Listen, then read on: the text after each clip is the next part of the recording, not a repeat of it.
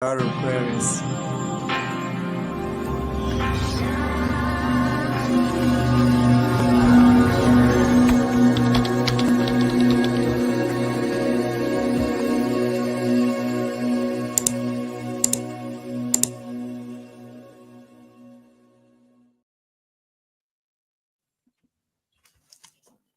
Well, hello everybody. Welcome back to Aquarius Rising Africa. I'm Chantal, your hostess with the mostest awesome guests and viewers, as I always say. And I absolutely am loud and proud about that because I have today with me another awesome guest, Dr. Dennis Carroll. And for those of you who watch Jessica Jones's show, The Cryptid Huntress, Dennis is a regular on there, and that's actually where I got to see you. Dennis was on Jessica's show, and absolutely fascinated by your knowledge, your information, and I'm very grateful that you've agreed to be on the show today. So welcome. How are you? I am absolutely thrilled to be here. Absolutely, and I'm a big fan of your show. I watch it a lot, and you have some very fantastic guests. You have a great lineup all the time, so it's always very enjoyable watching your shows, Chanty. Thank you so much. And yes, I have to say, I agree. I've got amazing people that I interview and have interviewed and spoken to over the years. I think that, it's been such a joy for me to actually meet so many people who've experienced so many different things to what I have. And here we all are in these very exciting times and all just gathering together. And it's a blessing. And I want to just say thank you to everyone in the chat as well. Welcome. It's really good to see you and just to see all the wenches with wrenches. I love it. Those little blue spanners. It's so good to see everybody and the regulars and the newbies. Welcome. And please just give us a like, share, and subscribe. And I'm going to hand over to Dr. Dennis Carroll right now. And Dennis, before we carry on, and I know I've put all your details in the chat and your website, your Patreon, etc. But maybe before we go ahead, you want to just tell our viewers where they can get hold of you. And yeah. Well, I have a website, DennisWCarroll.com. I had to put my W middle name on W in the middle because there is I think a football player in Australia named Dennis Carroll too. But it's DennisWCarroll.com. You can reach me there anytime, or you can email me at DennisWCarroll@gmail.com.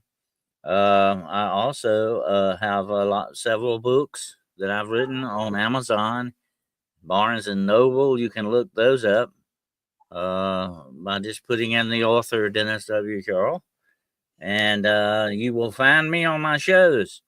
I have 3 shows weekly. The first one is with my good friend Gerald Fountain, and it's called The Road Less Traveled. We do a lot of offbeat stuff. And then my premiere show, which is Wednesday nights, is Hunting the Shadows. And we are trying to uncover a lot of things in this world, definitely that needs to be uncovered. We need to drag evil out of the shadows and expose it to the light, definitely. And the third show is Paranormal Point of View on Friday nights. All of my shows are on 9:00 p.m. Eastern Standard Time. So that makes it easy to remember, I hope. All the details are in the chat, in the description area anyway. So you guys are welcome to just check that out and get hold of Dennis. As he says, you can email him, get his website, his books, everything. I've had a great time. I must say, I really enjoyed watching your shows with Jessica as well, and just learning so much about what is happening. And I want to say in the underbelly of the world, because it really is, the cryptids, the werewolves, the vampires. And I know you particularly, that's one of your areas of expertise, which we're going to touch on this evening as well, or this morning for you guys. But I think there is so much coming out right now that we must know about these things. We're not scaring anyone, and we're not trying to. That's not the intention. There's no fear porn here. Along with this information comes a lot of spiritual awareness. And I know, Dennis, you and I have been chatting about that as well. And I know Jessica and I speak about it as well. And I know Caleb, we've spoken about that a lot when we've done shows with him on this stuff as well. And there's one thing that we know for sure is that you have to be in alignment with God. And you have to, it's not just on one level, I want to say, not just a thought that it's there, but it's the actual integration of that awareness into literally every cell of your body as well. Your frequency has got to vibrate that, right, Dennis? I hope you kind of get what I'm saying. I know sometimes it can get a little bit sticky. Absolutely, I agree 100% with you on that. And like my very good friend and colleague Jessica Jones always says, you keep your vibrations high. And that's what you got to do, because this is on one side of this is physical. But you got to realize the other side, the other side of the coin is the spiritual aspects of these things. And if you're not prepared spiritually to deal with these, you won't be able to deal with it physically, that's for sure. And as an old monster hunter from way back, I believe in boots, just like Jessica, boots on the ground research. You got to get out in the field and do this, but you will encounter things, Shanty, that definitely you need to be prepared for spiritually. And if you're, like you say, if you're not balanced right, if the physical and the spiritual and emotional and mental things are not in line, you don't have your ducks in line, as we used to say. If you don't have it balanced out, you're going to have a problem, not just with research like this, but in every part of life. That's the way it goes, with just the way you live your life, Yeah, absolutely. It's so true. Anyway, we're going to be talking more about that as well. But Dennis, I would love for you to maybe share with us from the beginning, who are you? Where do you come from? How the heck did you get all this knowledge? Were you born with this awareness? Were you a child of the system where you were also involved in all sorts of dodgy shenanigans from the powers that be? How did you get to where you are today? Well, I think I was. I think you kind of nailed it there. I was kind of born this way. I think it's a lot of the Irish I have in me or something. Anyway, I've never known a time when I really didn't, connect with the spiritual side of things. That's always been there. But I think my grandmother telling me a lot of the old stories. And I remember I used to beg her to tell me these stories. I would listen to them. And a lot of it, like what we call ghost stories and stuff like that, that intrigued me as a child. But then as I got a little bit older, when I had my very first paranormal experience, it changed my whole attitude and outlook on these things. From the more entertainment value of it to the actual thing that's really going on. And I think I've had a couple of slight, very small paranormal instances. I grew up in a house that was supposedly haunted. And I had a few, instances of that. But what really set me on the road was what happened to me. I think I was about maybe 14, 15 years old. And it was during a church service. And this, I won't go into a long detail, but there was a man evidently had some kind of a spiritual problem. And they were praying for this man at the front of the church. And the man, I found out later, was demonically possessed. And the ministers told everyone, said, now we need to bow your heads and pray and be quiet, And of course, that's a good thing to do during exorcisms, okay? Because I've been in on a few of them in my time. And Anyway, I didn't do that. I kept looking, Shandy. I was very curious what's going on. And while I was looking, I saw with my own eyes these three, and I can only describe them as dirty balls of light. It was not a bright light. It was a very dark light. I know that sounds weird, but it was Yeah. dark light. Like Murky. they were like Murky. soccer-sized balls. Yeah, it was. Well, I found out later this was spiritual energy. This is how some of these things manifest, and you may have had that experience too. It will be different manifestations that you run into on these things, but these things came out of this man. Three of them. One, two, three. Went right through the wall next to it, and I'm sitting there like with my jaw on the floor, like, did I see that? And that was amazing to me. And for a while, I even tried to say, not believe it. I tried not to believe it. No, I didn't see that. I didn't see that because it disturbed me. But finally, I had to come to, I had to, realize, hey, I did see that. Now I need to deal with it. And that's what really set me on the road to begin to learn. It kind of built a fire under me to learn these things and understand. And then it opened up a whole side of this universe to me that was there, that I never knew was there. I never thought that much about.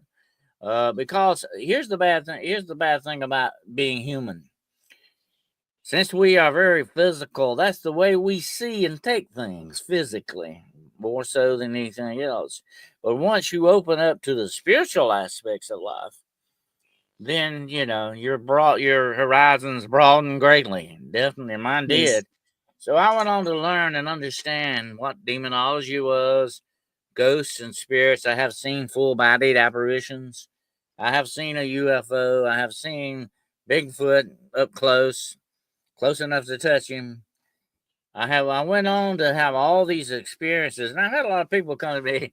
They say, Dennis, boy, are you lucky? You see all these things. You've had all these experiences, and nothing ever happens to me. And I'll tell them, well, that's because you got to go look for it. You'll never find it if you don't look for it.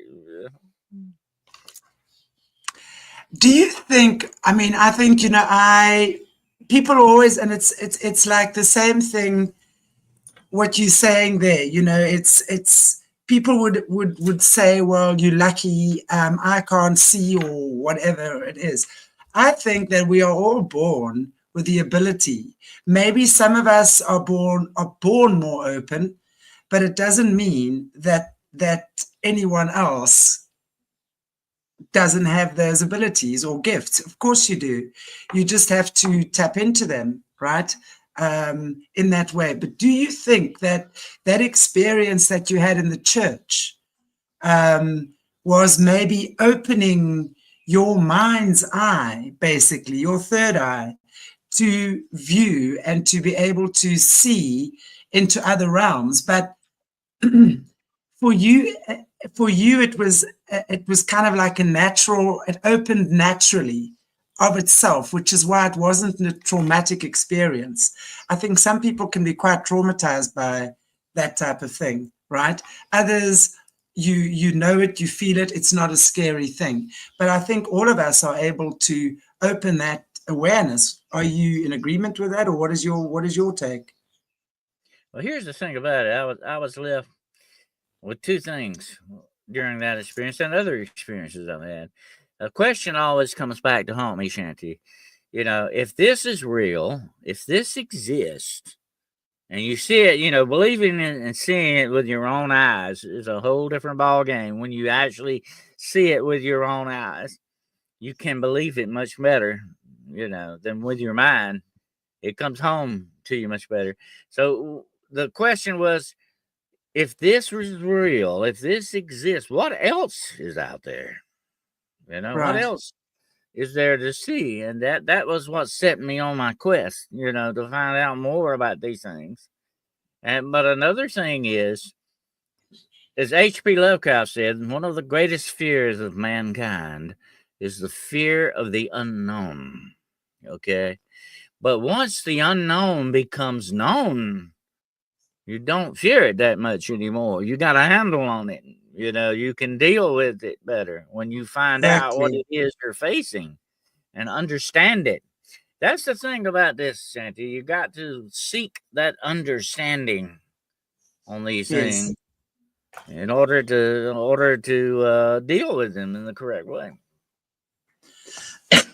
I fully agree with that. Knowledge is power. And as you say, you know, we know they exist physically, but in order to be able to deal with it physically, you've got to be able to deal with it and understand it spiritually first, because I think it's spirit first, physical second. What is your take on that? Oh yeah, I think so. And you know, I think we're all given gifts. You know, I think we have a determined destiny. Although we are agents of free will, I think there's also our Creator has sort of written our destiny out, and He knows Yeah. what to give us and what we need. And I think a lot of us have that, but we will never be full people.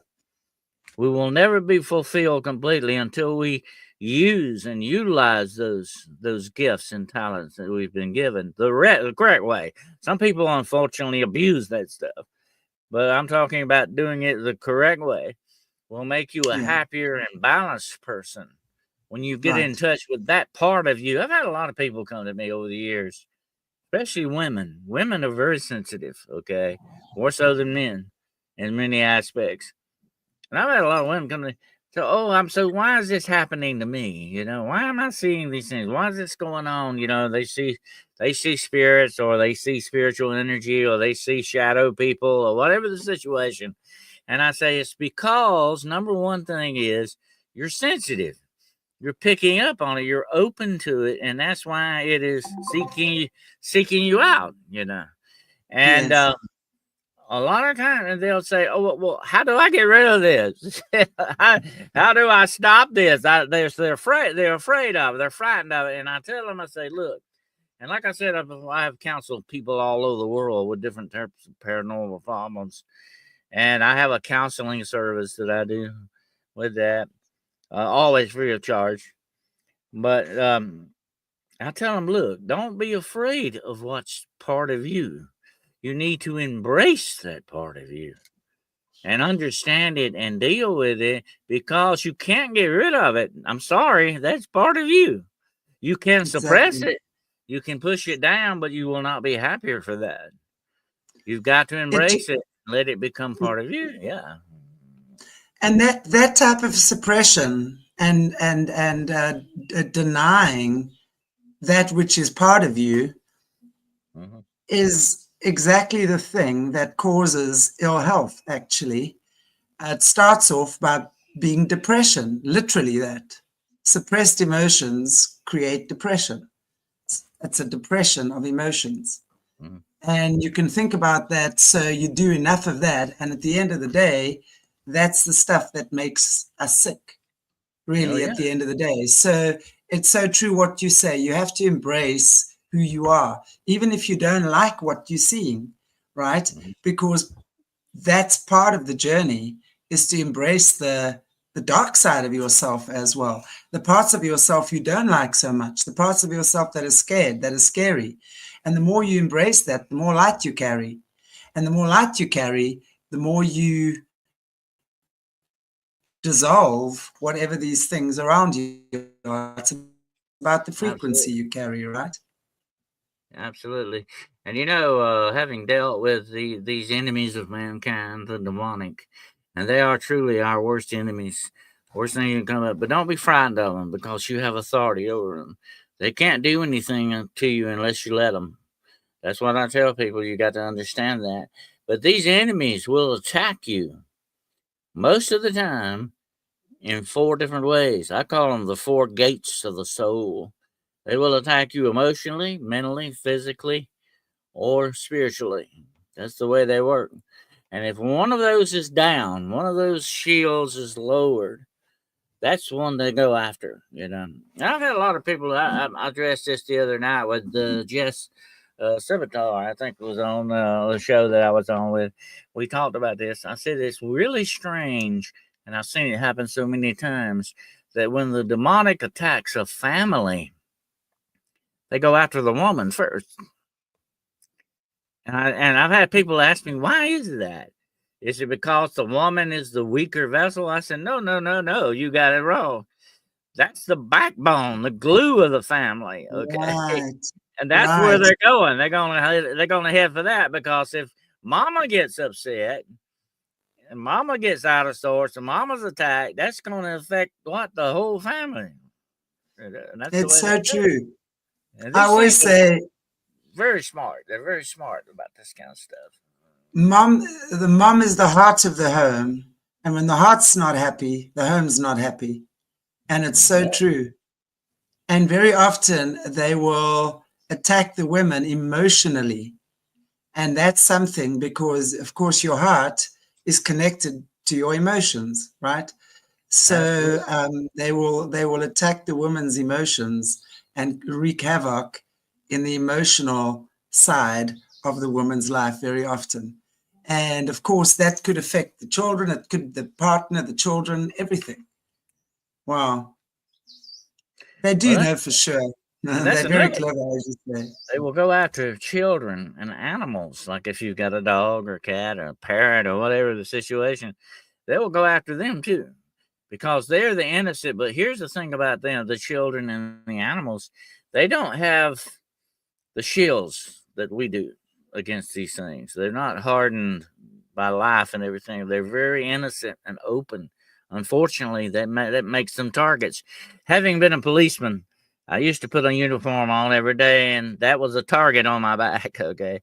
And when you got a target on you, you're open game for these things. And that's why they go after the innocents. They'll go after the children and all that. That is one basic reason why they do that, because they try to go after what they think is the most weaker part of these things to get other things done as well. And that would also affect the mother as well. See, absolutely. Wow. So, from what I've understood in my journey on this platform so far, learning about these things, is that in order for them to attack a family unit, for example, there has to be a doorway that is opened. So from what I'm understanding, oftentimes it's, let's say, abuse, if there's abuse, trauma in the house, if the parents are up to all sorts of shenanigans and obviously doing witchcraft or stuff like that. I know Ouija boards is a big one, how they gain access and stuff like that. So is there anything else other than what I've said? Maybe you can expand on that for us as well, as to how these things actually enter the family unit. Absolutely. You know, I tell people if the door is even just a little bit ajar, take in your welcome mat, okay? Guard that door very well, because that's the door to your life, you know. And sometimes we let things, and when I've talked about cursed objects before, there are cursed objects out there, things you do not want to bring in your house, definitely, or into your life. But there are people like that too that you can let in. And there are addictions that you can let in, like addictions to alcohol. Some people are addicted to gambling. Whatever the situation, you have opened a spiritual door. And these things are going to come in. It's just like you would not lie down tonight in your house and sleep very well knowing that your doors are wide open and anything could come in. Some places where you live, that might be a very fatal decision, definitely. So you want to be that way with your spiritual and physical life too. Be careful how you live. You know, we have to be careful of the things that we put in us, the poisons that are in us, and the main things that we do in our life. We have to guard those things very well. Keep that door shut. Don't open that door until you absolutely know what's behind it, and it's safe to do so. And the door, and I've had people ask me this, Shanty. I've had people say, well, can I be walking down the street and bam, I get possessed? No, it doesn't work that way. You've got to open the door some way or Yes. another in your life. And I have had people ask me this. This is funny, but it's just the way fun people are. They said, "Oh, I've got so much going wrong in my life, you know, this is going bad. Now, am I under a curse or what's going on?" And you come to find out that these people, you know, they're on drugs or they have an alcohol problem and all that. And I say, what do you expect in your life? If you live a life of negativity, that's all you're probably going to get out of life. It's negative stuff. And you know, positive. If your life is positive, filled with light and good and love and all that stuff, that is what guards against the darkness. You know, every time I end my show, and I always say this: the darkness. There is no darkness greater than the light. And that's what you got to keep in your life. You got to have that spiritual light in you that keeps this darkness at bay. Because, and here's the interesting thing, Shanty, inside of each one of us, being a law enforcement officer, I can tell you this. I was reading the other day about this CEO that got assassinated. The guy shot him in the head and then went and got some coffee at Starbucks. Okay. People can be very evil. We don't need outside influences. We're evil enough sometimes by ourselves. But inside of each one of us, there is an inherent darkness. Yes. Inside of you, inside of me, there's a murderer that could come out under the right circumstances and do some bad stuff. And here's what I tell people. The darkness in this world, the demonic darkness, wants to hook up with that darkness in us. Yes, of course. And expand it and pull us deeper into the darkness to the point that and this is how you sell your soul, okay? You always heard that term about selling your soul. Yep. It's not, you know, you can't put it on a weight scale and say, I'll take so much for my soul. Okay. Here's how you sell your soul. You go too deep into that darkness. Too deep, you lose your humanity. And once you lose your humanity, your soul is gone. That's it. You become enveloped and assimilated by that darkness to the point that you no longer truly exist as a human being. I have met some people like that, okay? I have looked in the eyes of serial killers and seen that dark evil looking back that had no emotion, no feelings, no empathy, no sympathy for anything. That is a bad situation, and there are people out there all walking around like that. Those are the most dangerous individuals that walk this planet. And I've told people a lot over the years on my shows, there are a lot of things out there walking around that are not human. And then there are some things out there walking around that used to be human, but are no longer human. That's what you deal with, you know. But we've got to guard against that darkness. That's the main thing. Because that darkness on the outside is always pulling that darkness on the inside. So if we keep that darkness in us pushed down and under control, we don't feed the beast. We keep that animal where he needs to be. We live a much better life. That's what our Creator wants us to do. Yeah. That's why that's the job of the Holy Spirit that God sends to us. It gives us control and learning and understanding on these things. That is where we hook up and have the right true relationship with our Creator when we do that. But we've got to keep that. We got to not feed that beast. We don't need to feed that animal. We need to keep that down. So the more light and love and understanding inside of us, the more positive things, the greater is our bumper against that darkness. I so agree with you, you know. And the lighter we get, you know, it's like headlights that are too bright for them. When they see the headlights, so to speak, your light, they will often shy away because it's just too bright. So, you know, that's stuff that we really, and for me, I know that at this time, that's what we need to do, you know. I had a run in with an evil spirit one time, and I was very close sitting to it. And the only way I can describe it to you, it was darker than the darkness that was in that room. And it was pulling darkness into it. And you could look into this darkness, Shanty, and you could see two red eyes looking back at you. Okay. Oh my gosh. And this thing was attacking me physically. I usually always get attacked physically. I don't know why, but anyway, that's the way it goes. And it was like I was having a heart attack. It started, a numbness was going up my leg and up to my chest. And I started kind of, hyperventilating a little bit, trying to catch my breath. It was squeezing me like. And I said, well, that's enough of this. I rebuked this thing and hit it with a light. And as soon as I hit it with a flashlight, it was gone. Yeah. And that rolled off of me like water off a duck. Okay. But they cannot stand the light. That's the one thing. Yeah. They are enemies of that light, the darkness. I agree. Yeah. It's indigestible to them.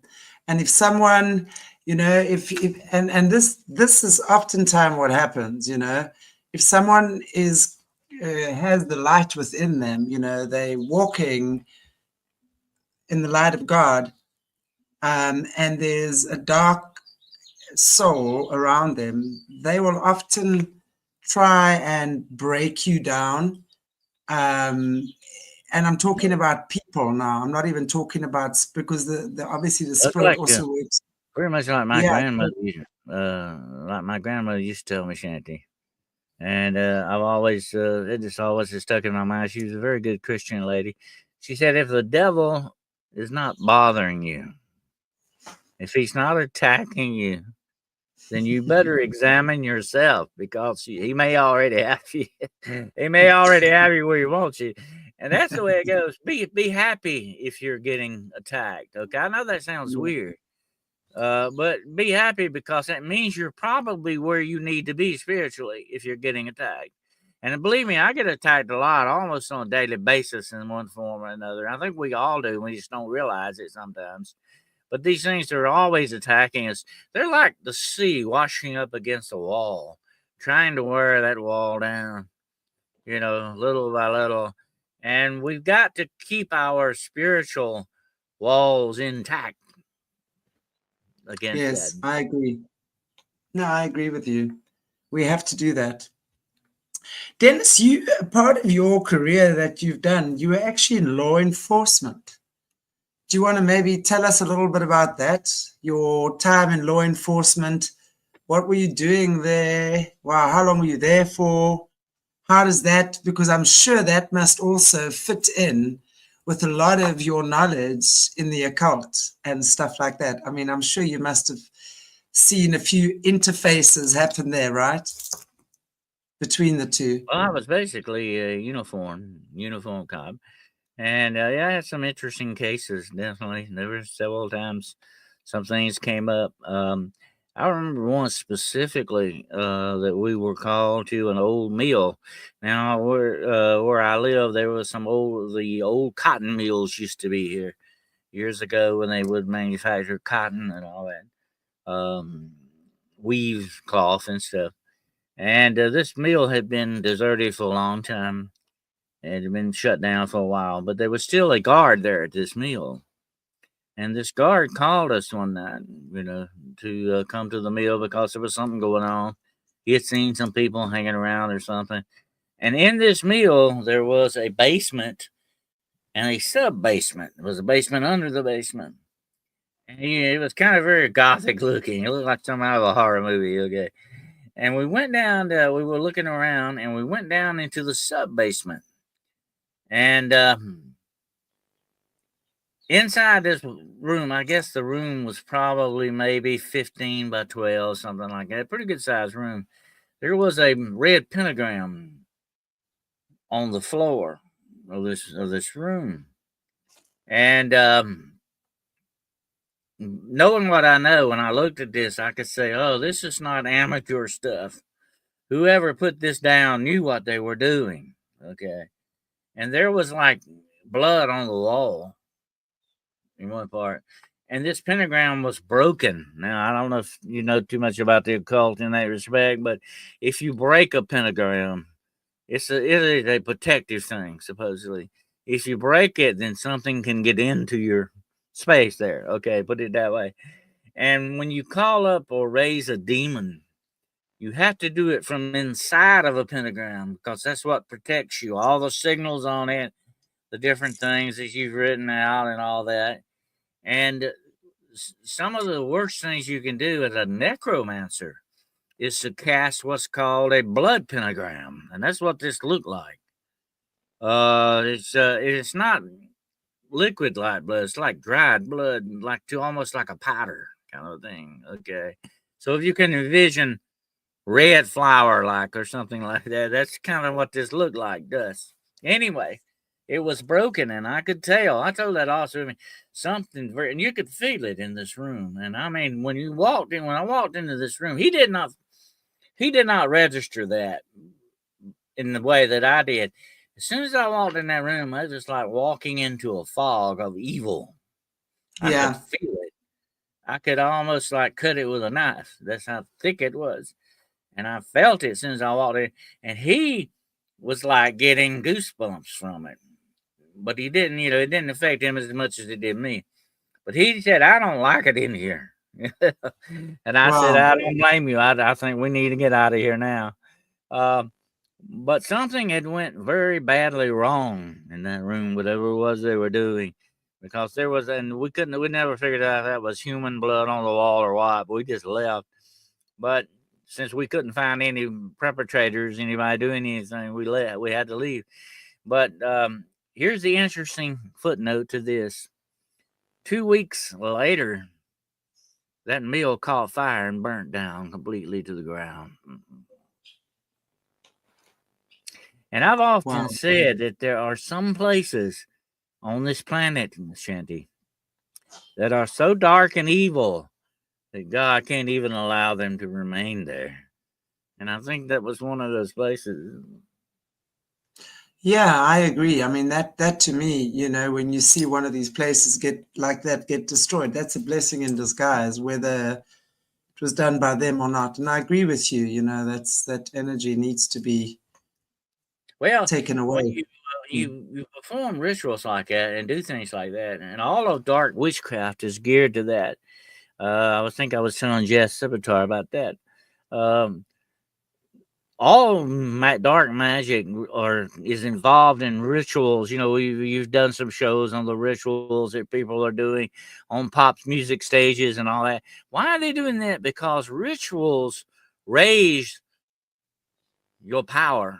They raise your sort of level of power to what you want. That's what part of it is. But the other part of the ritual is doing what? Opening doorways. The same way you do with a Ouija board or you do in anything else. What you're doing is opening dark spiritual doorways for bad things to come into this world.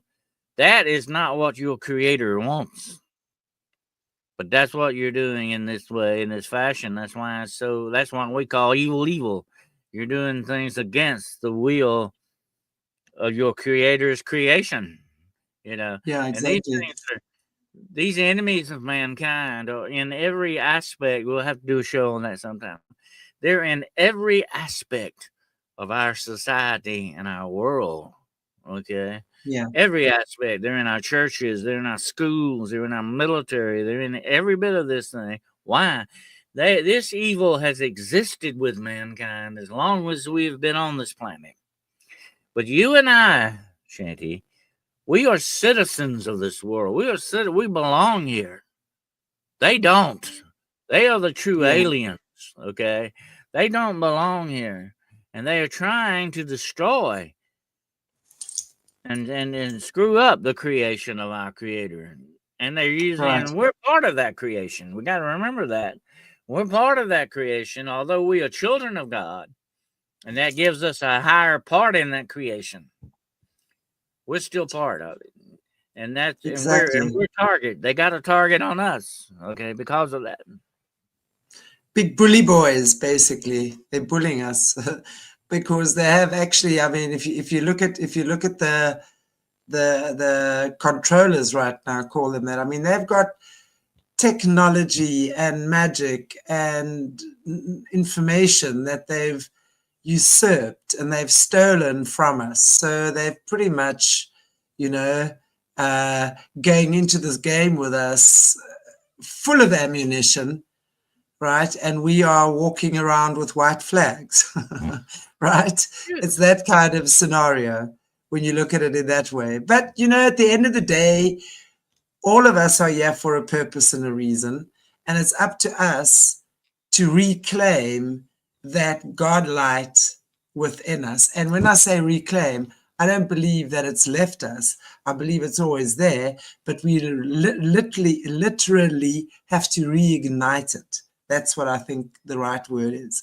And you do so through spiritual practice. You do so through love, through actions of kindness, through being truthful, through being honest, through being gentle, you know, giving. You give. You know, we either of service to self right now, or we are of service to others. You know, when we are of service to others, doesn't mean we shouldn't be taking care of ourselves. In fact, we should be taking care of ourselves more now than ever before, so that we can be of service to others as well. Yeah. Absolutely, I agree 100%. You know, when I started out many years ago, it was a learning process. I started out to accumulate knowledge as much as I possibly. I wanted to learn. I didn't want just one slice of the paranormal pie. I wanted the whole pie, you know. And I went after trying to learn every aspect of this, not just demonology, but UFOlogy, cryptozoology. The list went on and on and on. The Earth mysteries, the list, the many different fields of the paranormal. I wanted to get involved in all of them. But let me say this. It got to the point where I said, okay, and I wish we could have had things like this, you know, back years ago. We didn't have podcasts. We didn't have computers like this. I spent many lonely, long hours in the reference room of libraries looking up stuff, okay? And you couldn't bring the books home with you. You had to leave them there. So, you know, if we'd have had something like this, it would have the libraries of the world at our fingertips now. If we'd have had something like that back then, that would have been wonderful. But it got to the point where I said, okay, I've learned, I'm not going to stop learning. That's always an ongoing learning. But I said, now maybe I need to apply that to help people, you know. And that was the one thing I said, when people come to me, they want understanding or they want help. They usually come to me when things have gone pretty bad. Okay, that's the way that goes. But I want to be able to at least give them some type of an answer, to give them some kind of help that they need.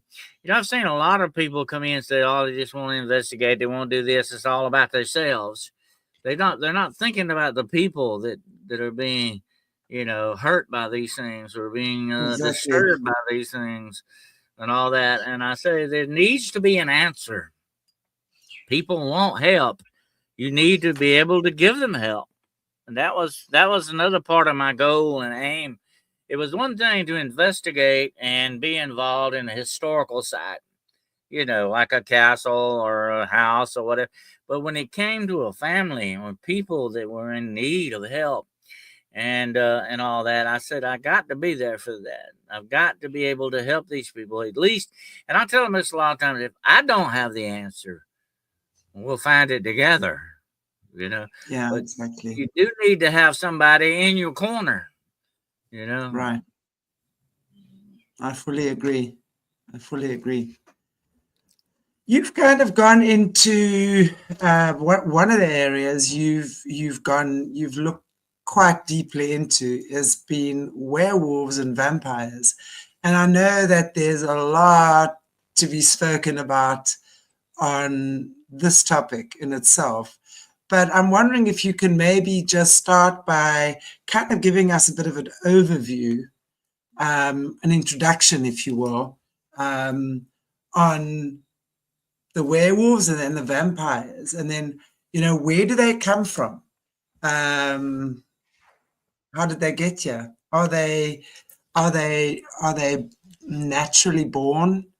Are they part of these crazy designed?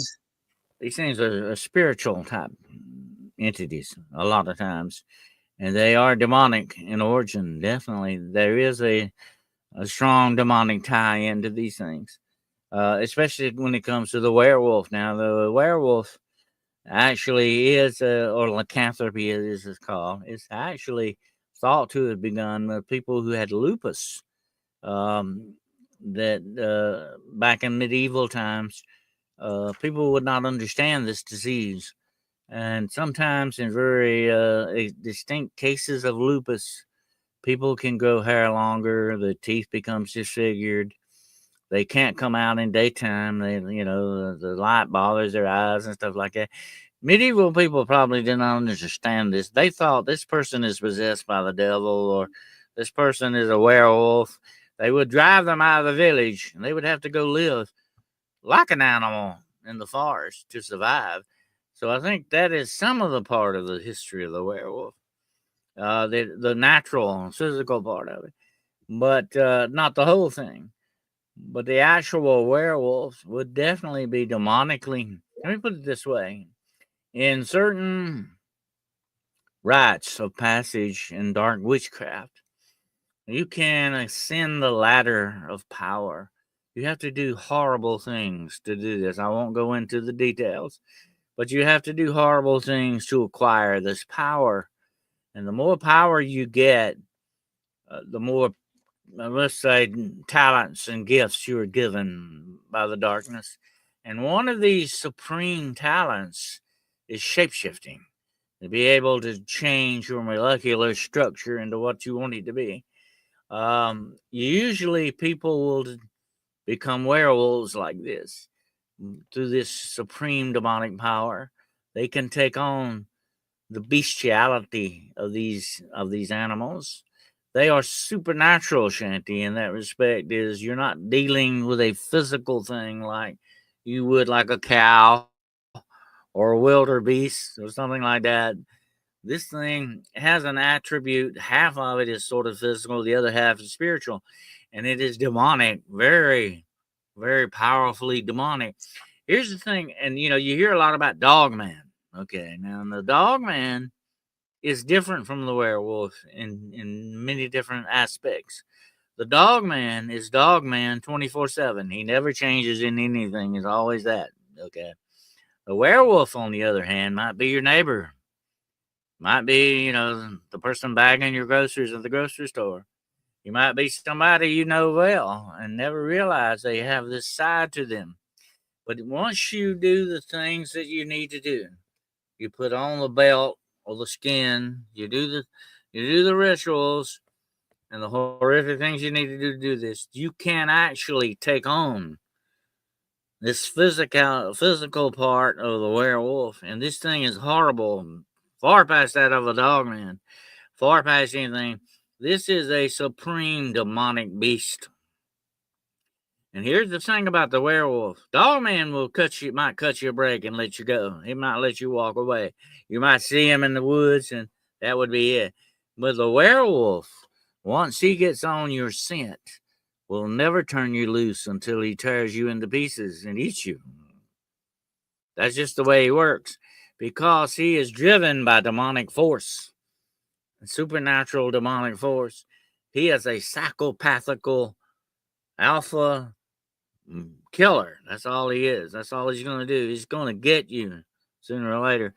You're not going to usually walk away. I had a case not long ago with this young couple on the side of the road. I actually had an encounter with a werewolf and lived to tell about it, which I told them. I said, that is very, very unusual. I said, somebody was watching out for you, because you don't usually get away from a werewolf thing without some bad consequences. But they actually said that, well, she did. The boy didn't see it, but she actually saw this werewolf.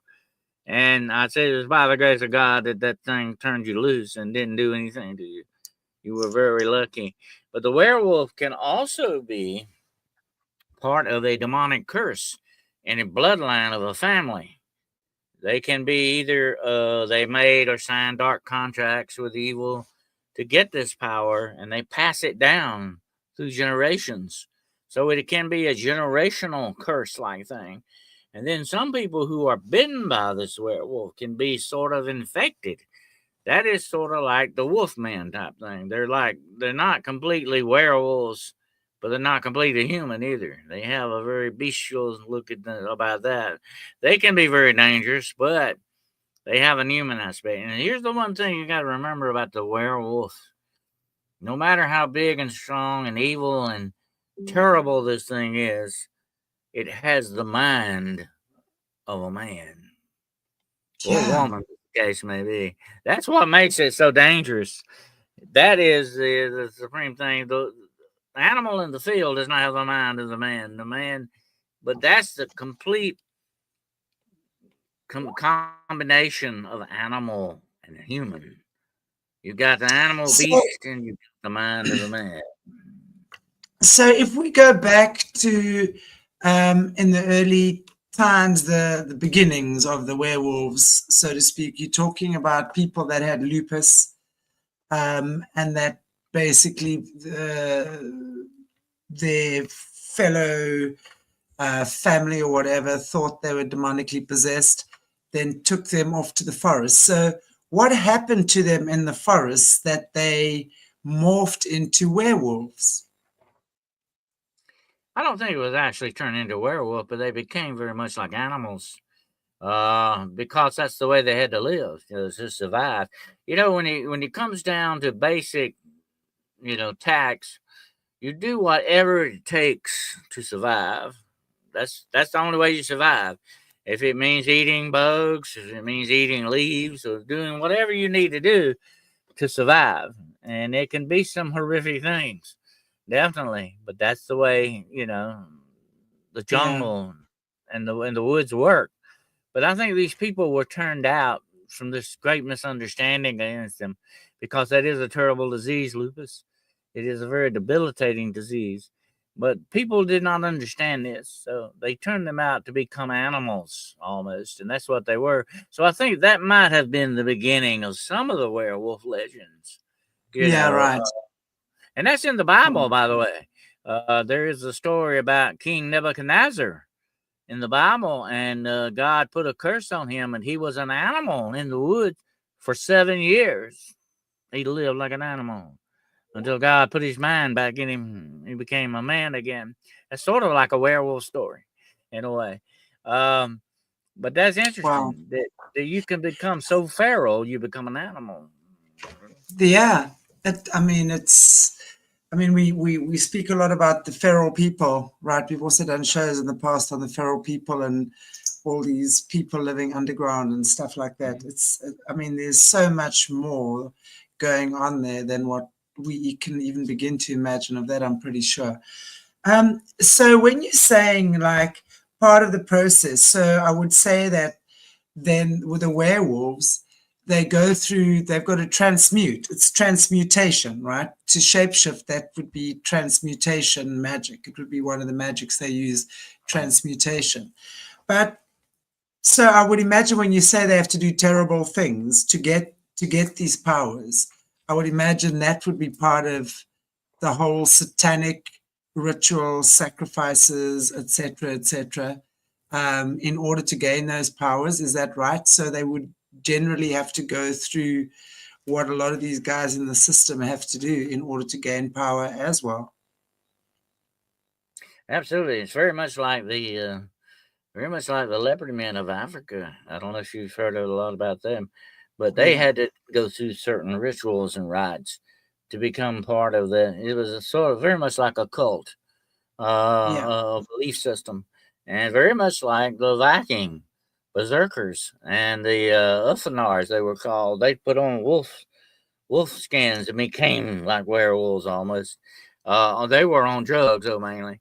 A lot of this stuff goes back to drugs because it helps and it raises the different spiritual levels of your mind to open doorways to these darkness, to the dark things. It can be enhanced by drugs, definitely. As with the leopard men, who actually wore the claws of leopards so they could claw people to death with them. Um, the same thing goes with the werewolf. You have to spill blood. You have to basically to become a witch a dark witch. It's what these people are, witches, okay? Yeah. That's basically what they are, man or woman. They're witches. To become that, you have to kill your sibling.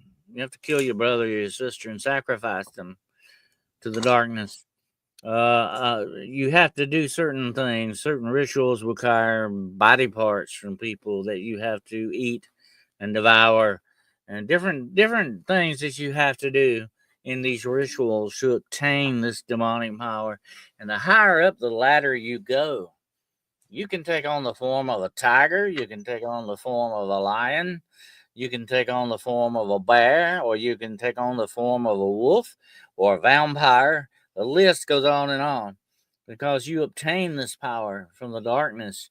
It lets you transmute yourself in ever what you need to do.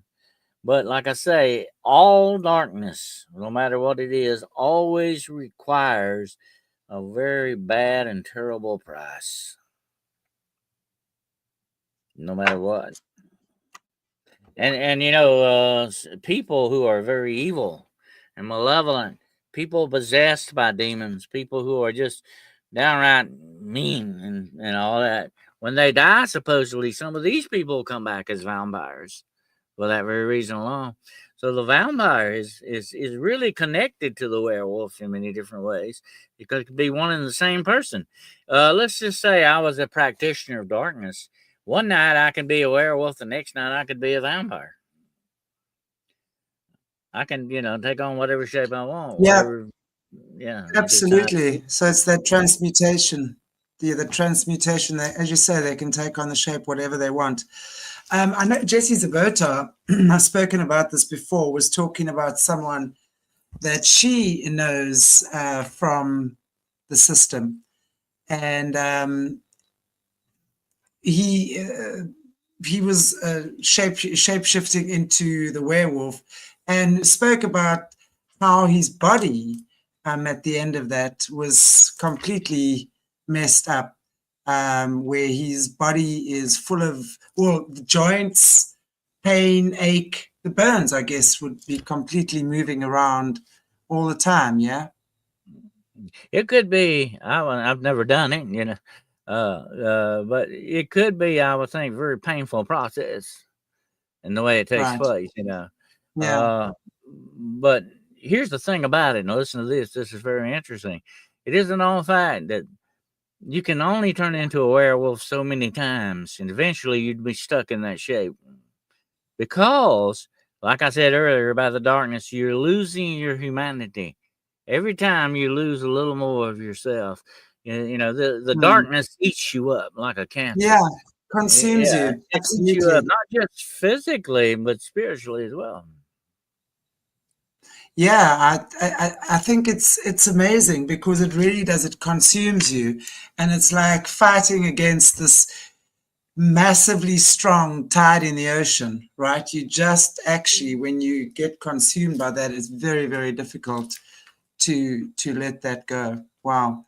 So do these guys actually are they, and I know myself and Jessica have spoken about this in the past, I'd like your opinion on it. Do these guys, are they actually injected with human DNA, for example? Could they be ex-special force soldiers, that sort of thing, that they're using for these werewolf type creatures they're creating? Or is Well, it pure shape-shifting? I think it's been about 10 or 12 years ago, I was actually approached by the CIA. They tried to recruit me because I knew a little bit about demonology. They were looking for demonologists. Now that's an interesting question attached to that. Why do they need demonologists? Okay, but here's what the guy told me. I turned him down. I said, I know the only way out of the CIA usually is through the morgue. Okay, once you become a member of it. So I turned him down. I said, no, I got other things to do. He said, but he said something very interesting to me. He said, we want people like you that have the knowledge. We want people with supernatural talents.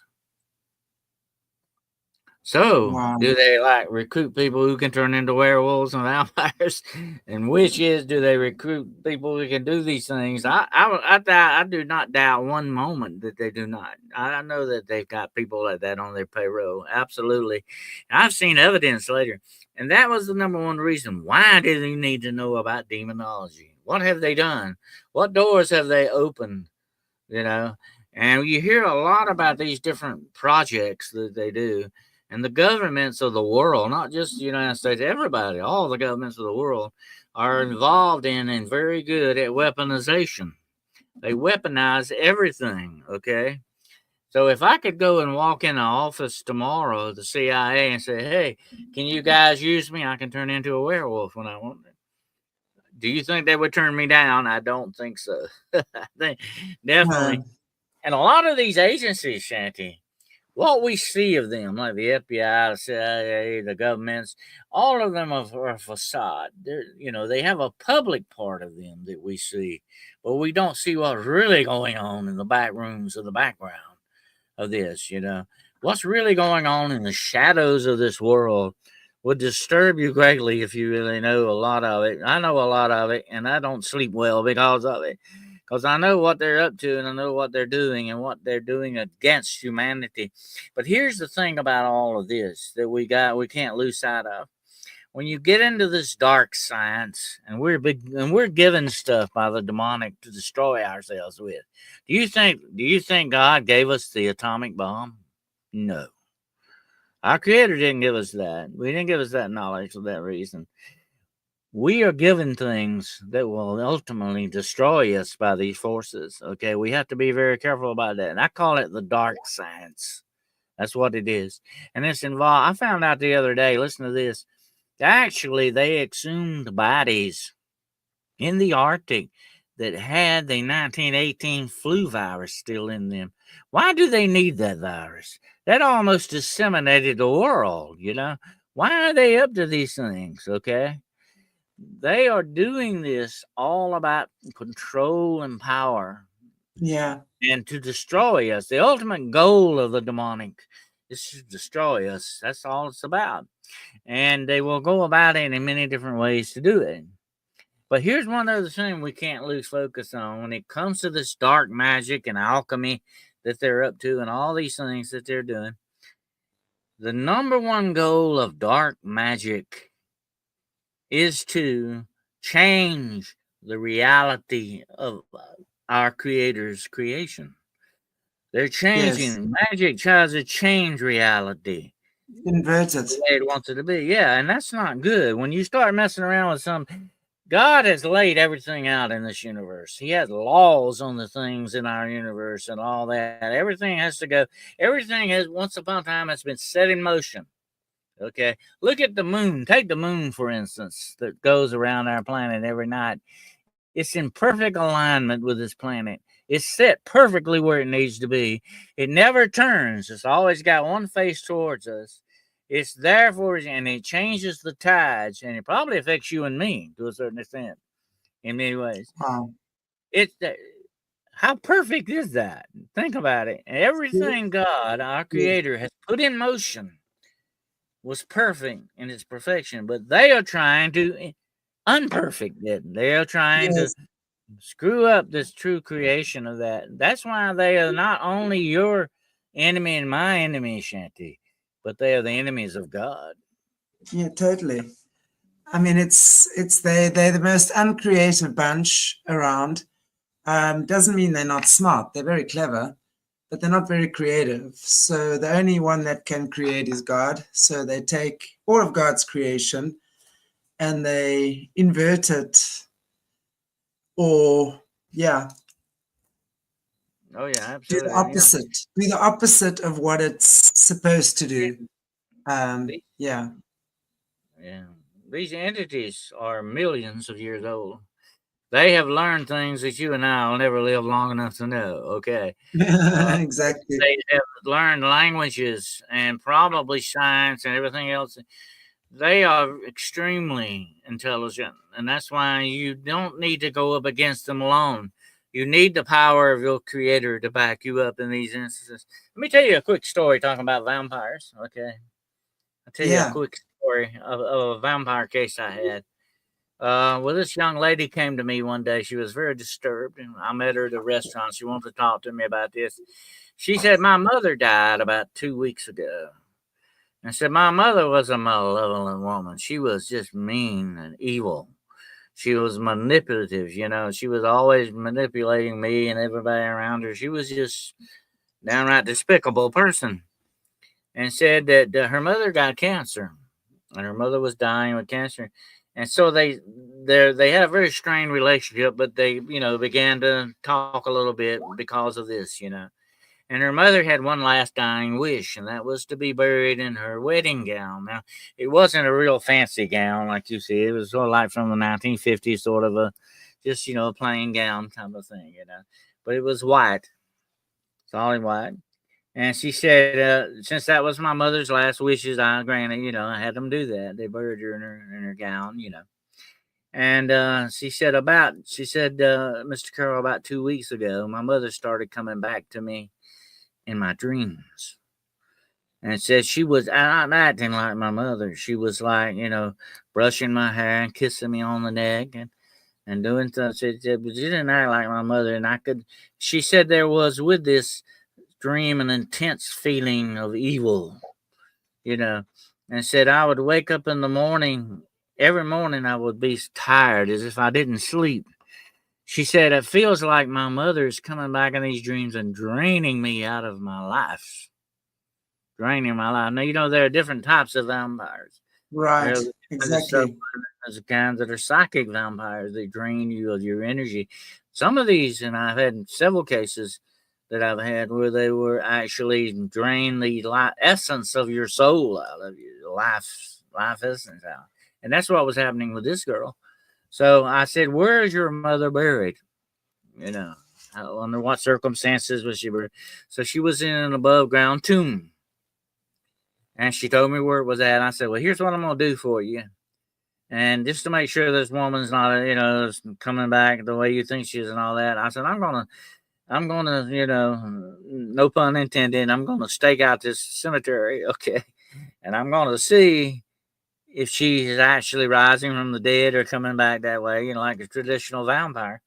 So for 7 long nights, I stayed out in the cemetery watching this tomb, okay, and I think about the 4th or 5th night, I see something white walking among the tombstones out there in the graveyard, you know. So I get out immediately and go look, and as it turned out, it was a big white dog that was out there. And I have to wonder about that though. Later, I got thinking maybe that's, you know, she took that appearance or something, you know. But it was very strange. But Wow. so I went back and told the young lady, you know, your mother, as far as I could see, did not come back. She said, but she's still coming in my dreams, messing with me. So I said, there's one more thing. Let me do this. Let me do this and I'll get back to you. So I went back to the tomb and I took my blessed chalk. I have some chalk that is blessed. And I put a cross on that tomb with the chalk. And I said, you know, I did a prayer and I said, now you lie still. Do not get up. Do not bother anybody. Go on to the light where you need to go. Do not come back and bother anybody again. You know, I did the whole thing. I did a little ritual ceremony, like, you know, and put her to rest, so to speak. And about 2 weeks later after that, the girl called me. She said, what did you do? My mother hasn't come back since that day you left. You know, she hasn't come back and bother me anymore. I said, well, I did what was necessary. And, you know, and, Wow. you know, I think hopefully that'll take care of the problem, which I think it did. I never heard back from her again. So evidently her mother is now resting. But here's one thing I've always remembered. You'll find this written on a lot of the tombs and graves of people, of evil people, or the witches, as they used to be called. And it will be on the tomb, it will say, God grant that she lies still. And that's kind of always remind me of that. Lie still, just don't move, whatever you do. Mm. Yep.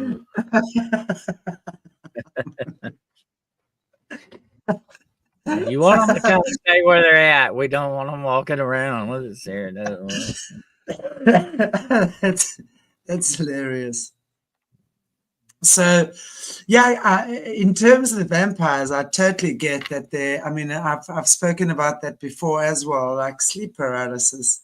I've been also doing quite a bit of research on that, and what I've come to understand is that sleep paralysis, for example, I've got a moth in my hair, but that's okay.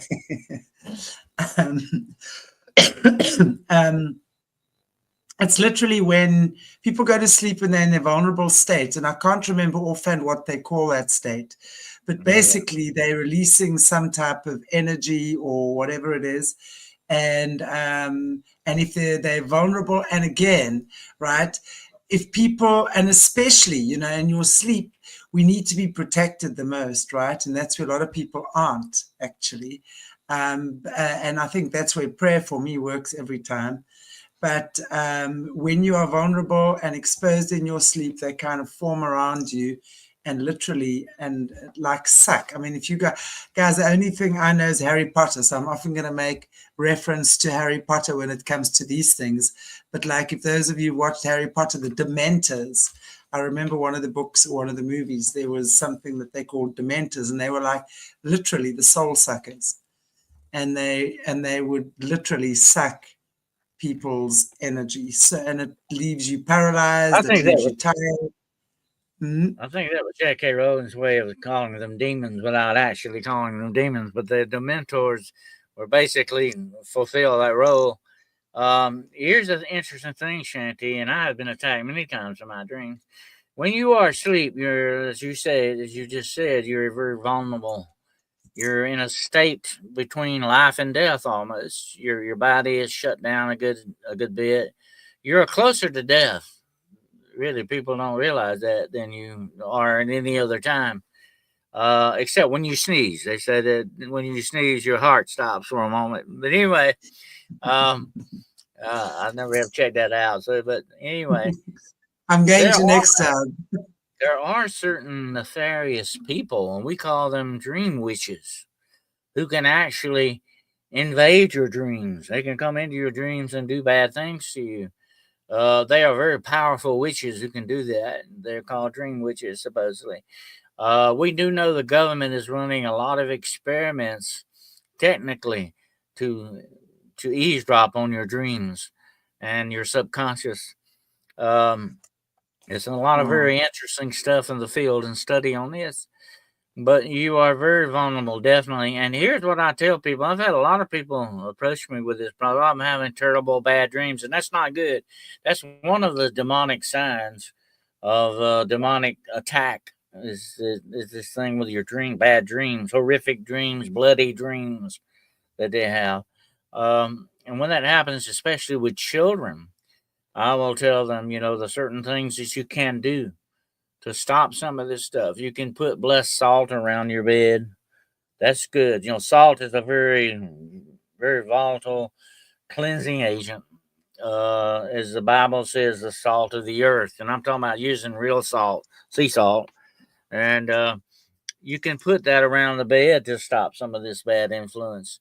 It's good for also that your children, and like you said, to say a prayer before you go to sleep. And there is a sort of a ritual you can do that will relax you. You can like start at your feet and just relax your feet and then your legs and your knees and so on. You take care of every part of the body. That's a military thing. They teach you to do that in the military, by the way, that you can sleep anywhere doing this. Okay.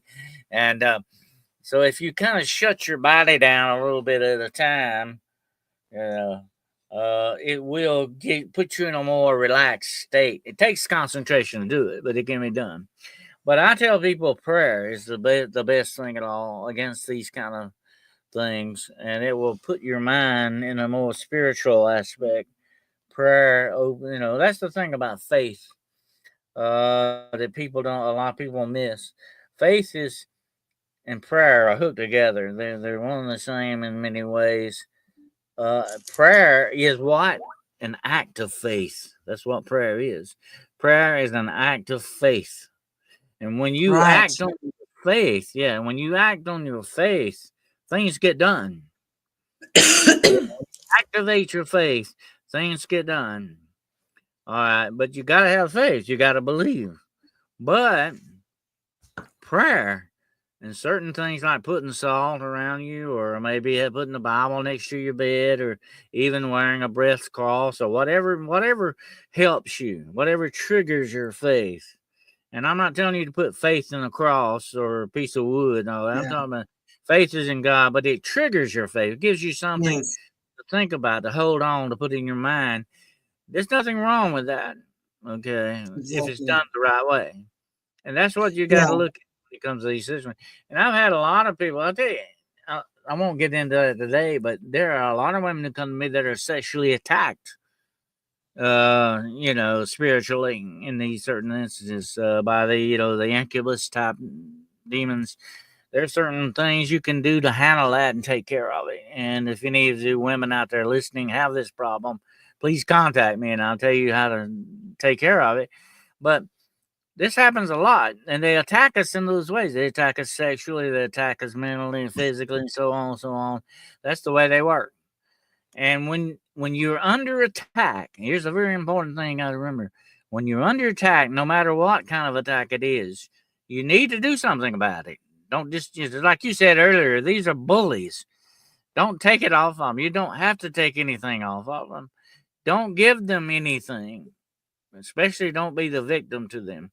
Here's the thing about this world, Shanty, and I'll say this right quick, and I'm not going to get philosophical on you here, okay? All But good. there is a precedent in this world now about wanting to be a victim. That's all people think about. Oh, this happened to me and that happened to me and all that. And I've actually talked to a lot of women who have been raped and abused and all that stuff. And I say, look, this bad thing has happened to you. Okay. And you need to heal from it. And Yes. you need to deal with it, but you need to move on from it. Don't keep giving your Yes. attacker power over you. Yes. You have to move on from Absolutely. being a victim. And I tell people this a lot, and it came to me. This is what you got to look at: the darkness in this world, evil, demons, whatever name you want to give them. The darkness in this world wants to keep you as a victim because it fears you as Of a course. warrior. Of course. There you go. I think that's true to each and every one of us that is actually listening to the show. That the darkness tries to attack you because it fears you as a warrior, tries to turn you into a victim. And very often people succumb to that. But I think, we speak about this a lot. It really is the times where we are being called to really stand strong. Because, I think, when we're hearing these stories, Dennis, more and more people are seeing these creatures. And, even though we have quite a few people on our platforms who are aware of this, there's a whole world out there who is not aware of it. And slowly but surely, we need to become more conscious of what's going on. I Anyway. have been asked that, Shanty, that why are so much paranormal activity going on? Why so much such things being seen and experienced by people and all that? And I think there's a lot. I think it's a multifaceted answer to it. It could be CERN doing some of this stuff. It could be a lot of the governmental experiments and all this other stuff. There's a lot of this involved, but I think the number one top reason why we are experiencing so much paranormal and supernatural activity is that we are more aware of it now than Yes, we've exactly. ever been in our existence. And this Hmm. thing, here's the thing about the paranormal, whatever blanket term you want to give it, the more and deeper you look into it, the more it looks back at you. The Right. more you recognize it, the more it takes that recognition. Okay. And I think that's what's going on a lot. And there's more discourse on this. We're talking about it more and all that. So I think that's one reason why. I'm not saying that's a bad thing, it's a good thing that we become aware of this stuff. We don't need to sleep. We need to be awake. Absolutely on this. Exactly. And I think that's what's going on, that we're more aware of it. And it's kind of taking note of that. In demonology, we have a number one rule. You never ever speak the names of demons unless it's absolutely necessary, because you get their attention when you give them Yeah. recognition. Yeah. Mm-hmm. And when you just ignore them, then you loosen the grip on you as well. That's so true. Seen that happen. Absolutely. Absolutely. Yeah. Like I said, I've counseled people all over the world, and that's the one thing I tell them a lot of times. You got to ignore it. And they say, what are you talking about? I've got a bad problem. You're telling me to ignore it. But that's the way it is. It's just like a child, pulling on you, wanting your attention. Wanting negative attention. Yeah. You let that happen. I let that. Don't give it attention, because once you give it attention, you give it power. Exactly. You're letting it become part of your life. And that's why we need to be careful about this stuff. We need to be careful about the movies we watch, the books that we read, the music that we listen to. All of this is coming in to us. We need to filter it out. We need to have a spiritual filter here to filter some of this bad stuff out, because what we take in is what we will become. And we used to have a saying when I worked at a hospital for 30 years. Okay. I worked in a print shop there too. And we had a saying in the print shop: garbage in, garbage out. And whatever you are on the inside is what you take in. And you run into some people that have, filthy, just disgusting language constantly all the time. And you got to look at that person. Oh, you sure have a very dark soul. You have a dirty, dark soul kind of in you, and you can tell exactly where, how far the fruit falls from the tree. That's the way that goes. I tell people a lot of times, I say, look, I am nobody's judge but my own. I don't want that job. I don't judge you. I don't judge anybody. That's fine. But sometimes you got to see how far that fruit falls from the tree and what kind of fruit it is. It's good fruit or dirty or rotten fruit. That's the way that goes. Exactly. Exactly. Dennis, it's been such a good conversation with you. I've really, really enjoyed chatting with you. And beyond a shadow, you are coming back on our show. Would you like that, Dennis? Oh, well, anytime you want me, I am available. Just call. Well, there we have it. So I want to just say thank you, Dennis. It's been amazing. Lots of insight, lots of clarity, lots of ding, ding, ding little moments. And I want to just say thank you to everybody in our chat again. I know that Jessica is forever saying she has the best people in her chat. I say I have the best in mine. So Jessica and I can compete about that. I think you all just come to both our chats, right? Oh, wonderful. Guys, it's been amazing. Thank you so much. Dennis, I want to say thank you again. We will definitely have you back. We'll be talking more about these topics for sure. Is there anything you maybe just want to say in closing?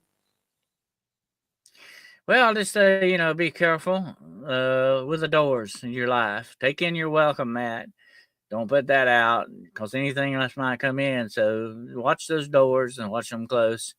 And make sure what's coming in is the good stuff and not the bad. Exactly. And you have full control. I think that's what we forget. Our fear, and I always say my acronym for fear is false evidence appearing real. And by God, does that evidence feel real? But, it's in those moments of your greatest fear that you have to remember you are more powerful. And it's like in that moment of reminding yourself, it's like automatically you click in to knowing what to do, how to act, what to say, or where to move, whatever it might be that you need to be doing in that situation. So, guys, this really is a frequency thing.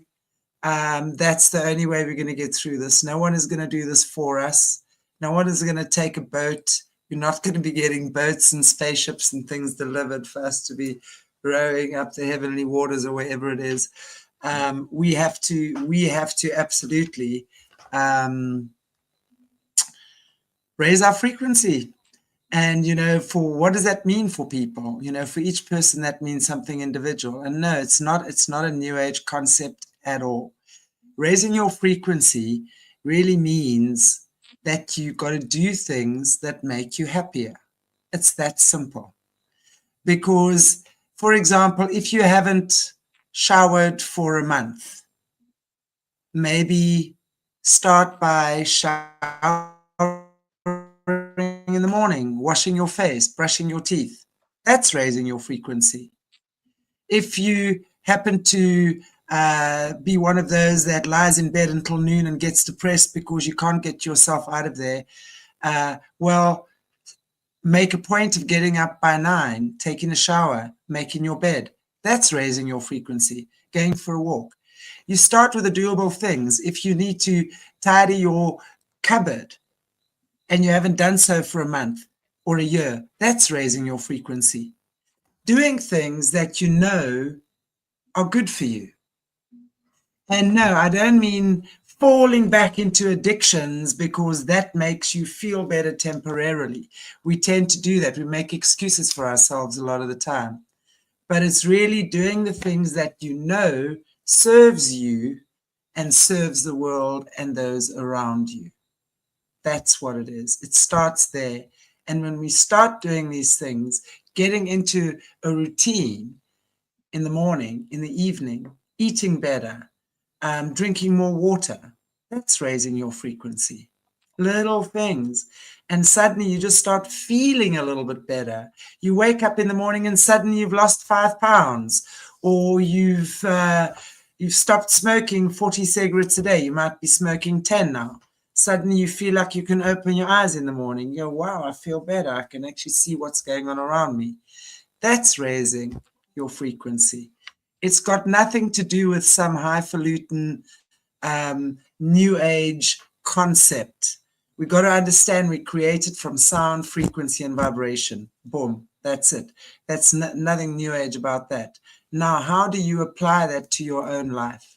What do you do that makes you feel better? It's that simple. Yeah. Okay, everybody. Words of wisdom. Words of wisdom. Thank you, Dennis. Takes one to know one, Dennis. Thank you, everybody. God bless you all. I will see you on Saturday with Jerry Marzinski. So we've got a lovely guest on as well who's speaking about experience. And again, those of you who speak about Jerry Marzinski don't know Jerry Marzinski, and everyone on the show should know him by now. But he's the one that's literally taken on the medical mafia. He's been in the mental health profession for many years.